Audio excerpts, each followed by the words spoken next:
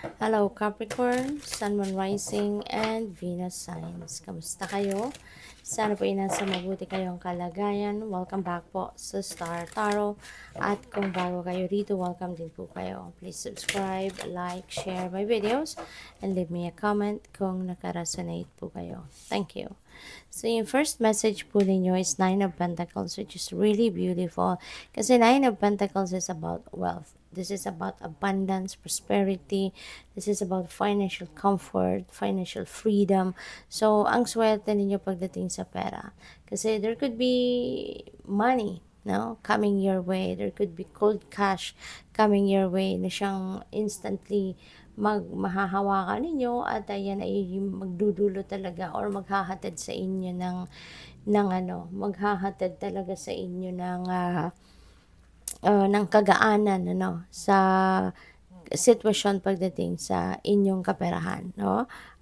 Capricorn. Isa pa, this is the fruit of your labor. No? Ito na yung bunga ng inyong pagsisikap. Ito na ang bunga ng inyong pagtatrabaho, pagtsatsaga. Ito na yon. Mararanasan mo na yung comfort. Mararanasan mo na yung kasaganaan pagdating sa inyong kaperahang aspeto. So, we have Ace of Cups. Wow, napakaganda. Kasi si Ace of Cups is a new beginning energy. Ito yung pagkakataon na mararanasan niyo yung tawag dito, yung saya, yung happiness and joy. Your heart will be filled with joy. Talaga, so much joy. Kasi parang siksikliglig umaapaw ang maaaring mga biyayang ibibigay or ipapadala sa iyo ng Divine Universe around this time. No? At kung ano yung kailangan ninyo, yun ang ibibigay sa iyo. Yun ang ibibless sa iyo ng universe sa ngayon. So, it could be in any area of life. Pwedeng pag-ibig yan, no? Baka magkakaroon ng opportunity yung iba sa inyo na magkaroon na ng love life. Kung wala pang love life, maaaring meron ditong marriage proposal, meron na ditong ikakasal. It could be anything. Pwedeng may dadating na trabaho, diba? Or kung ano man financial opportunity. So, depende kung ano yung kailangan ninyo. Yan nagbibigay sa iyo ng universe. And you're going to start a new beginning. There is going to be a start of something new in your life.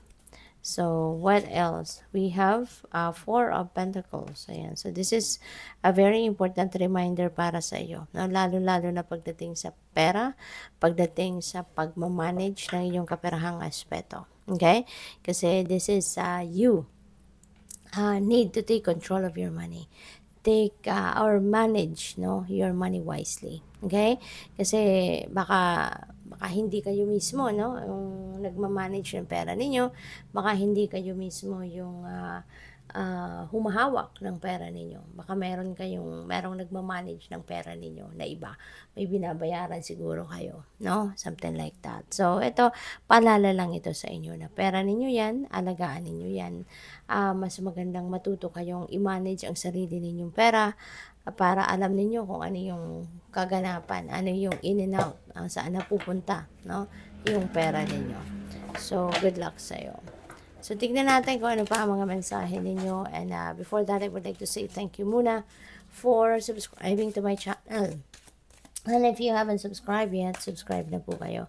And there is a join button sa baba ng video po. No? Kung gusto po ninyong mag-member sa channel, excuse me po, yun lang ang i-click ninyo. Thank you. And also, yung readings natin, you can also access this sa YouTube Music app. This is also available in podcast na din. Thank you.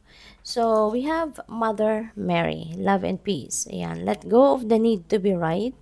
Choose peace. Okay? Mother healing is possible at this time. So, napakaganda. Kasi kung kailangan ninyo ngayon ng healing powers, si Mother Mary, Mama Mary is sending you that. Exactly that, no? Na maghihil na din yung mga sugat sa puso ninyo, maghihil na din yung inyong sitwasyon, kung ano man ang situation na hindi siguro masyadong paborable sa iyo or hindi masyadong mabuti sa iyo, no? Yan ay magagamot na. Okay? Let go of the need to be right. Kasi paminsan, 'di ba? Mas magandang pinapakinggan din natin ng ibang tao, mas maganda rin na kino-consider din natin ang opinyon ng iba. Kaya kasi hindi sa lahat ng oras tayo lang ang masusunod, tayo lang ang tama, 'di ba? So this is also siguro an opportunity for us na pakinggan na din natin, no, yung sasabihin ng iba, yung opinion ng iba. Okay? Wow, so ang ganda, no? So we have Mother Mary and this is Master Jesus. Wow. So this is very powerful. So siguro, no, ang iba sa inyo or karamihan sa inyo, kayo ay siguro lagi kayong nagdadasal, no? Kay Papa Jesus, kay Baby Jesus, kay Mama Mary. Kaya ito nagpaparamdam sa inyo. Sabi dito, you are on the path of light, love, and forgiveness. Father, healing is possible at this time. You know what? Siguro talaga, no? Malakas, no? Yung inyong faith kay Papa Jesus at kay Mama Mary. Kaya pareha sila. Ito, nagpaparamdam sa inyong reading na nandiyan sila para sa'yo. Nandiyan sila para gamutin kung ano man ang mga mga sitwasyon mo na hindi masyadong maganda para sa iyo, no, sa tingin mo. Kaya yan, healing will be coming to you, whether physical ailments yan or emotional baggage or or more mental, no.